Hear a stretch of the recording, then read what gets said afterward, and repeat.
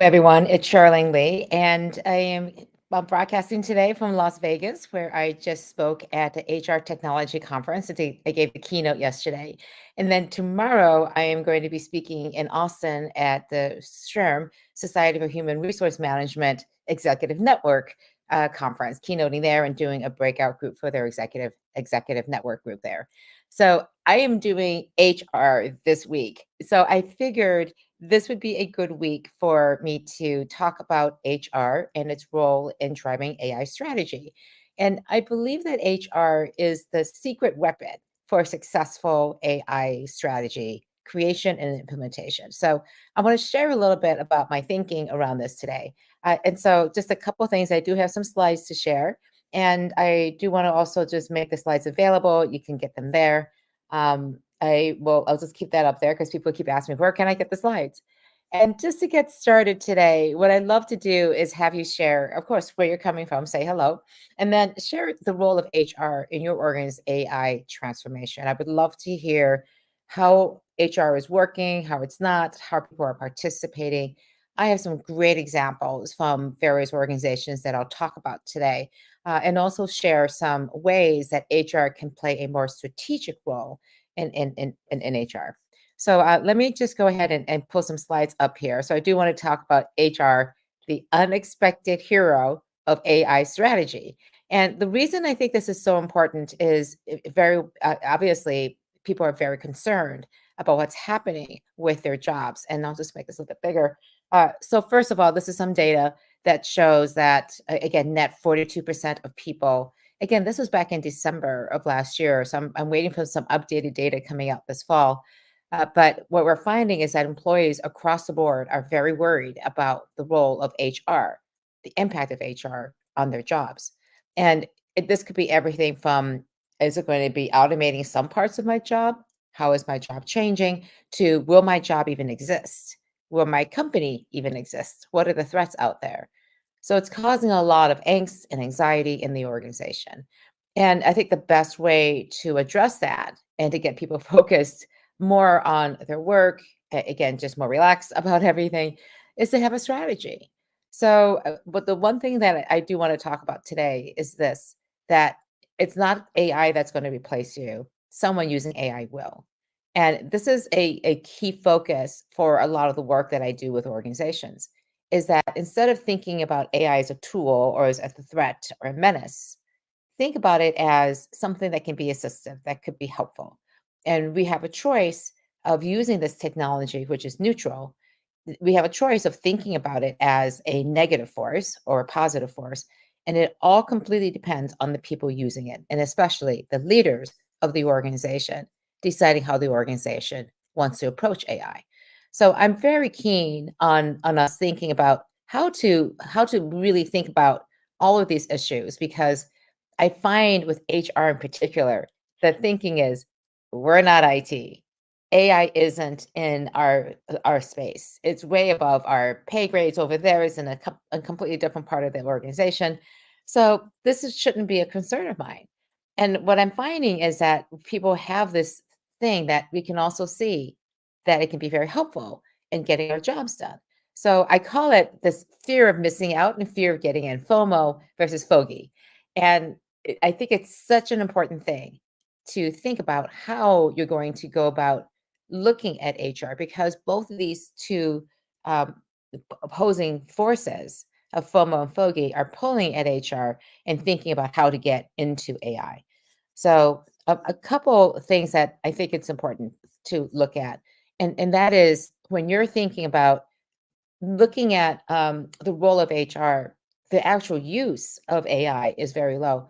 Again, I was just at this conference and we took a poll, and I asked people how many people are using AI on a regular basis, and about half were using it at least a couple times a week or using it every day. And it was about 23%, I believe, who were using it every day to do their job, which is fantastic. But that means half the people weren't using it, barely at all, and about 4 or 5% hadn't even tried it yet. So what I'm finding is that we're having this situation where we're having a what I call the knowing, doing, leading gap. And some of you have probably heard me talk about this in the past. We know that that AI is important. Some of us are using it. And for the people who are using it, very few are actually stepping into a leadership role and saying, this is how we should be using AI. And they're showing and leading us in that way. So I think there are three reasons why HR in particular needs to be actively involved in the whole AI discussion and strategy inside of an organization. And these are the three reasons. The first one is there are huge workforce implications for AI. And regardless of whether you want to or not, the reality is people expect to be able to use AI in their jobs. They want to be able to use it, they want the training. We know that jobs and careers and tasks and everything related to work is going to change because of AI. So, workforce planning, workforce strategy, training, upskilling, reskilling, all those things require HR to be involved. So, AI, just by its nature, requires that HR be involved because it is a people issue. The other thing is that we need a lot of communications around what is happening with HR and the transformation that the organization is going through. And HR is again the focal point of a lot of that communication and also the training. And then finally, I do believe that culture and leadership are going to be changing because of AI. If there's again, when you culture is the way you get work things, the way we get things done around here. And if the way that we're getting things done is changing because of AI, then our culture is absolutely going to change too as well. So there are a couple of things that I want to talk about today. One of the most interesting implications for all of this is how are we going to have to change as an organization as people become what I call superhuman? And what I mean by superhuman is they could do things now that they never thought they could do. And leaders are going to have to change. Managers are going to have to change because now people are doing the jobs in a completely different way. And typically, you become a manager when you know how to do the job better than other people and you can help them get their jobs done. Well, now in this age of AI superhuman workers, you may not know how to do the job. Your people reporting to you probably know how to do the job better than you do. So how are we going to lead them? How are we going to actually think about approaching the whole act of managing people and leading people? So all of this comes back to I do believe that HR is in for a huge transformation, and in particular, it's time for HR to cast off its traditional roles, the boxes that we typically have put ourselves in, and to think about how are we going to step into this new space and actually become experts on AI, how it can be used to change the way that we work. How is it going to change our culture and leadership? And so this is about HR transforming itself. Its function inside the organization, the way it rolls, the way it sees itself, and then also the people in HR transforming themselves too as well to become these experts, to be able to use this technology.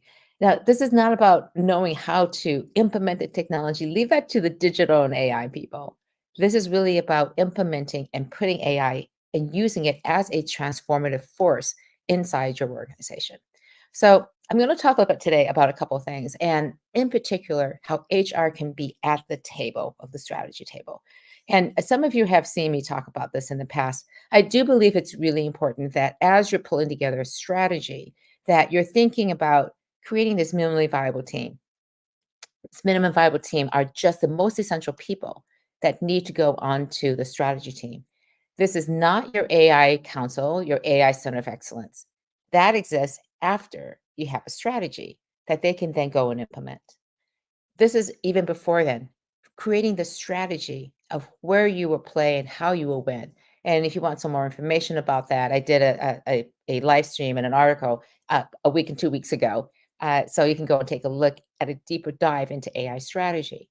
But HR needs to be a part of this team. Again, there's strategy. I'm going to hide this graphic so you can see it. There's HR. You have the strategy executive who can tie AI into the overall business strategy. You have obviously the technology people who understand digital and AI. There's a person who understands product or your customers. Again, understanding things from the customer's point of view. Somebody who can think about the finances and the commercial aspects and opportunities. And then, of course, HR, because in the end, this is a people issue. It's people who are going to transform. So it's essential, I think, that HR be at the forefront, in the middle of this mix.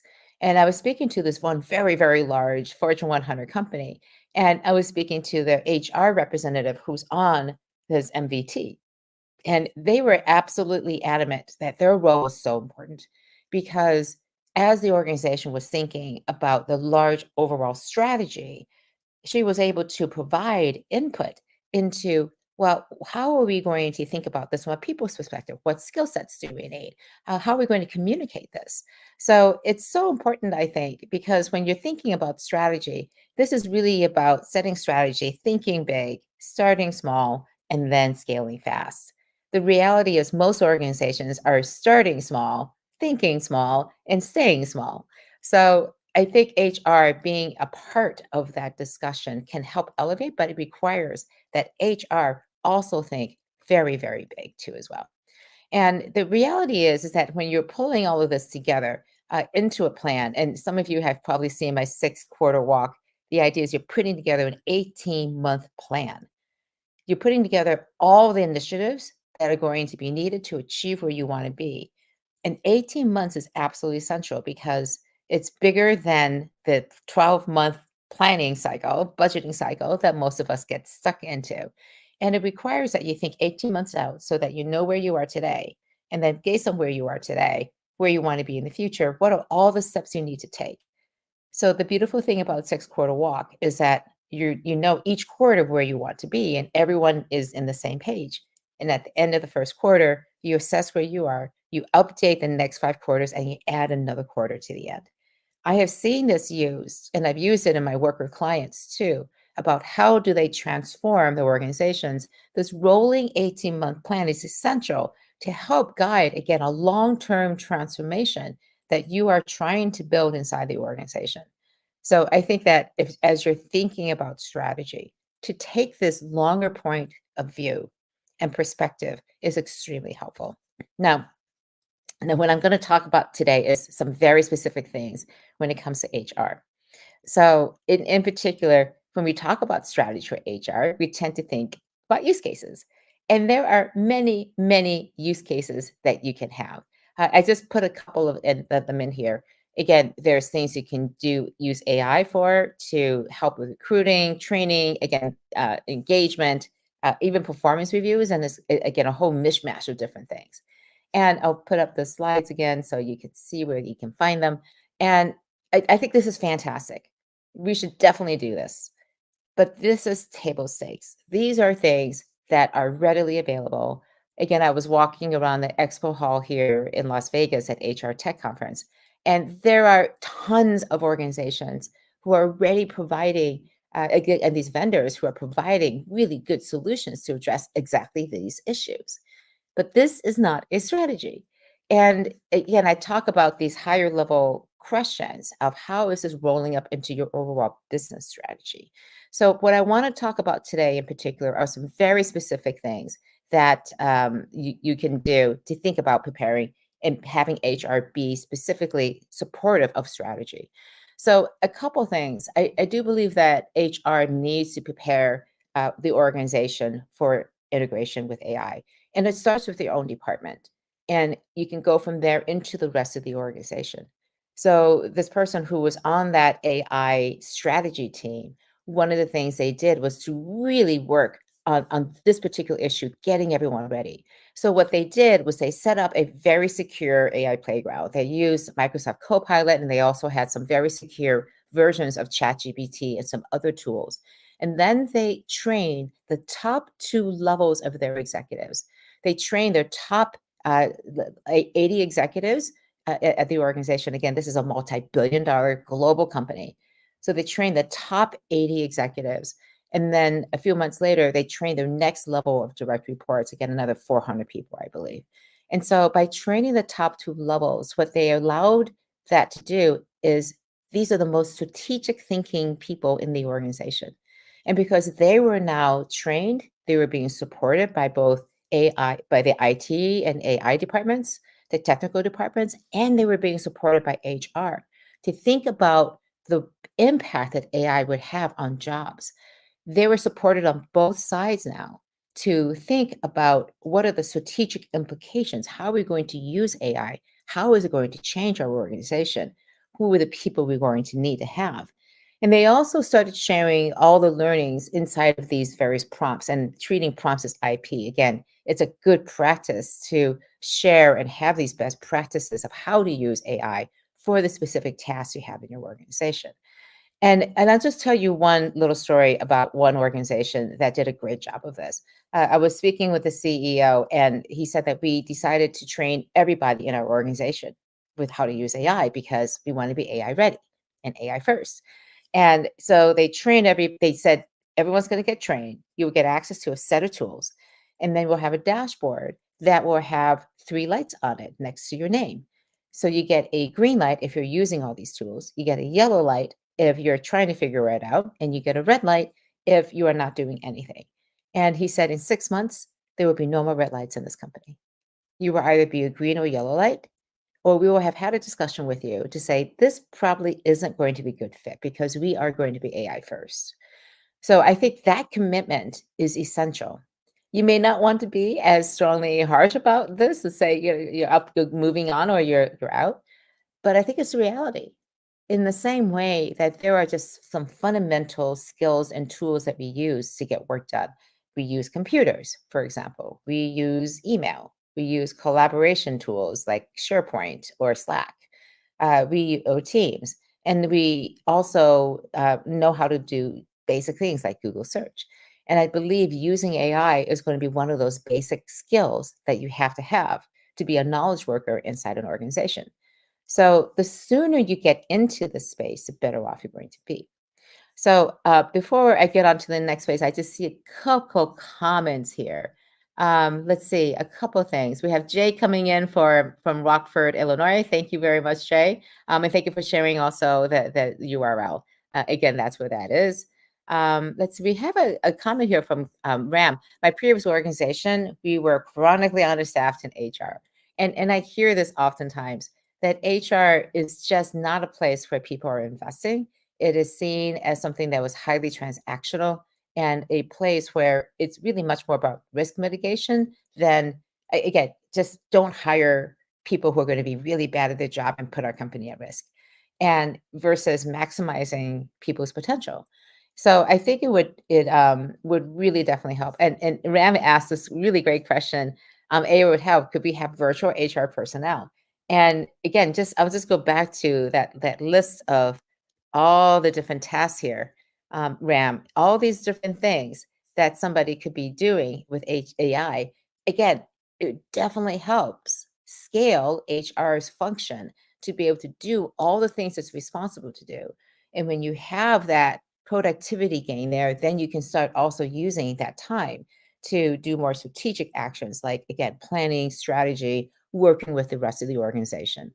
So I think these are great questions and issues that are coming up here. Let me continue on here with, I have one other comment here, and let me go through this and see. So again, Jay is talking about an organization's capacity for change measured by the resistance, passive and active, of management, and reputations are based on past performance. So again, I think Jay has a good point here that there can be a lot of resistance to change, and it could be passive or active. Active is actually easier to address versus the passive type, where it's, again, it's a way of passive aggressiveness to say, I don't want to change, which is why, again, I think that traffic light approach by calling people on to say, like, you can't just be passive here. We are going to keep moving forward. All right, let me go on and just have a couple other points. I'm also watching the time here a little bit. All right, so we were here at, let's see, the second point, which is the second strategic area, is about governance and policy development. So this, you may think in HR, this is the realm of legal and risk and security and compliance. But as we know, HR lives very much in that world too as well. So one thing that I really recommend is to think about this governance structure when it comes to AI. And the reason I put this up is that it's a great way of putting in policies for responsible and ethical AI, but it's also a way of thinking about this whole issue from a different perspective. Governance and policies are there to keep things from going bad, but it's also to help us go faster. And we need trust in order for us to truly adopt AI. There are so many things that can go wrong. So we're not going to go fast. When you know you can mitigate those risks, you know how to identify things that are wrong, and you have confidence in your systems to catch these things, then you can go a lot faster. So we're talking about moving at the speed of trust here.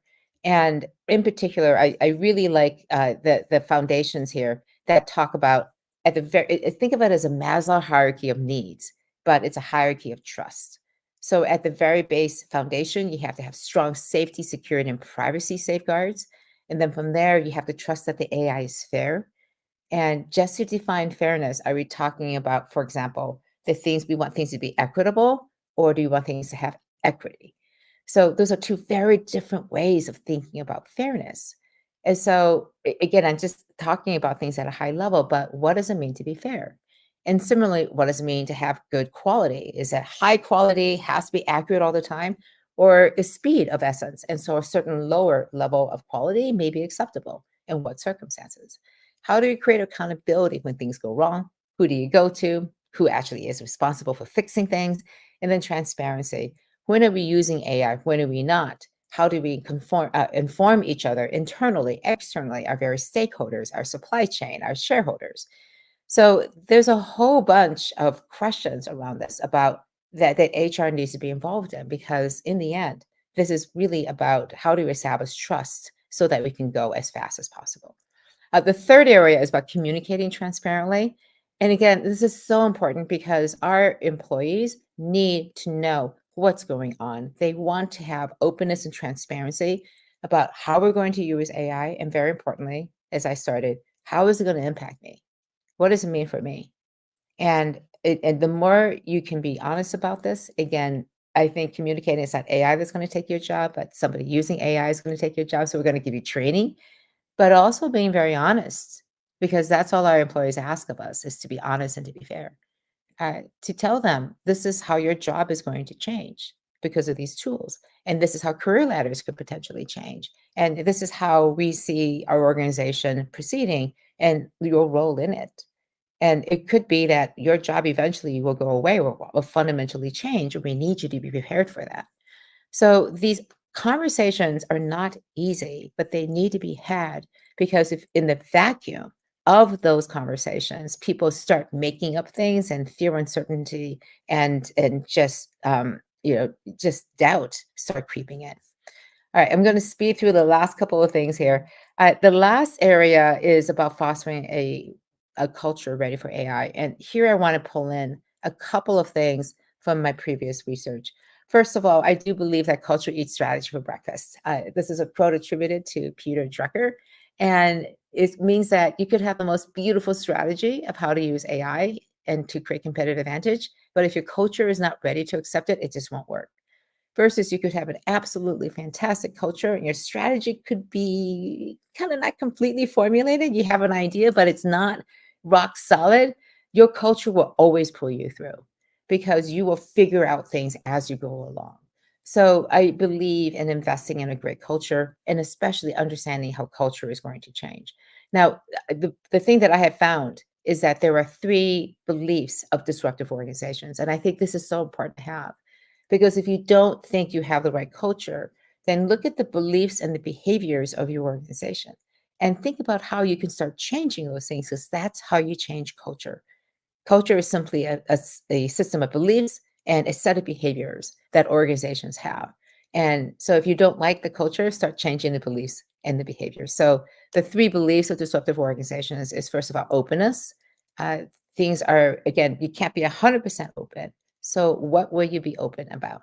So there is just greater move of information of how decisions are being made. People are brought into more decision making, but there is this greater openness so that people aren't constantly scrambling to figure out what's going on. People know what's going on. There is a strong sense of agency on the part of employees where people feel like they are owners, and so they act like it. They're not waiting for someone to empower them. They already have the power and they're using it, exercising it to make good decisions that help the strategy move along. And then the third thing is there's a bias for action. the future is moving further and further away. So we need to keep making decisions, even if we don't have perfect information. So the issue, I think, here, especially as you're moving into this space as HR, really consider this great question. What beliefs are holding you back? And here's a quick exercise you can do. Take a bunch of sticky notes. Again, you can do this in person, you can do this virtually, but take a bunch of post-it notes and have each person write down what they think are beliefs that are holding you back, and especially put it in the context of AI. Like, well, we can't trust it, it hallucinates. I don't know how to use it. And or my confidence level is this. I don't know which tools. The tools keep changing, so we can't figure out which ones to use. Whatever those beliefs are that are limiting you, that are holding you back, put them in this post-it notes, write as many of them as possible, and then stick them in the middle. Start grouping them together and decide one or two of them. Pick one or two of them that say, you know, we agree. These we don't want to believe these things anymore. And decide and commit as a group that we are not going to hold these beliefs to be true, and then identify behaviors that are associated with those beliefs, and then make the choice to say, anytime we see those behaviors popping up, then we're going to say to each other, remember, we don't believe this anymore. And instead, what you're going to do is say, what beliefs will we believe in? What are the things that are going to move us forward? So you're identifying the beliefs that held you back, and you're identifying new beliefs that are going to move you forward. And each time those old beliefs show up, you replace it with a new belief. And if you do this systematically and build it into your structure, into your processes, into the stories, the rituals, and the symbols that you use across the organization to represent these new beliefs, you will slowly but surely start changing your culture. I'm a big believer that you can change culture because cultures evolve and change all the time. And oftentimes they just happen without us knowing or thinking about it, but you can intentionally change culture and very quickly if you have this new set of beliefs that everyone's going to believe in. So I just have one more slide here I just want to share. And this is just a couple questions for you to think about, especially if you are in HR. Um, but this applies across the board. What's my role? What's your particular role leading AI transformation in your organization? And how will you personally serve as a role model? Again, this is about being a leader in this change. You don't have to be in IT, you don't have to necessarily be in strategy to be serving as a role model of how to use AI to transform the way we work. And then how will you reassure and just dampen the anxiety that people have around using AI and about these coming changes? How will you show up and help people move through this change? And I really believe that we are right in the middle of this really messy space. And our ability as leaders to be able to step into the messiness, to step into what I call the liminal space, is going to be absolutely essential. So that's what I have for today. It was a quick spin through everything. I appreciate the patience with a bit of a rocky start here today, but I think it's so important for us to be thinking about how we're going to work with our people and the role that HR is going to have in AI. Just a couple other things. I feel so strongly about this. Again, I come from a background as an executive and working with people. I have found that, again, any sort of change requires that we think about our people first. And so transformative change is very different than traditional change management. So thinking about transformational change and the way that AI is going to have to will require us to think about our people in a very, very strategic way. If you haven't already, get your HR people involved. I encourage you to share this information, share this presentation and slides with them, talk them through. This is why we need you at the table right now and be a part of this AI transformation. And give them the scaffolding so that they can start getting involved. Because the sooner that you can show them how to use AI to help them do their current job, the more cycles and time they will have to be able to think and apply their expertise and working with people into and inject that into your AI strategy. So that's what I have for today. I'll be back next week on Tuesdays again. at 9 o'clock Pacific time. And next week, we're going to have some fun. We're going to create custom GPTs. I'll take you through step by step how to create your own chat GPT. And we can do that within chat GPT. We can do that within Claude. I'll show you how to do that too as well. So buckle your belts. We're in for a great ride. I did this just last week for 12 CEOs where I created a custom GPT for them to as part of their training at an offsite. Again, these were 12 CEOs of very large organizations, and they loved getting into it because the results they got were so much better and tuned to the way that they were seeing the world and the work that they had to do. So tune in next week and we'll talk through how to create your own custom GPTs. And until then, stay safe out there, have fun, and I'll see you next week. Thanks. Bye bye.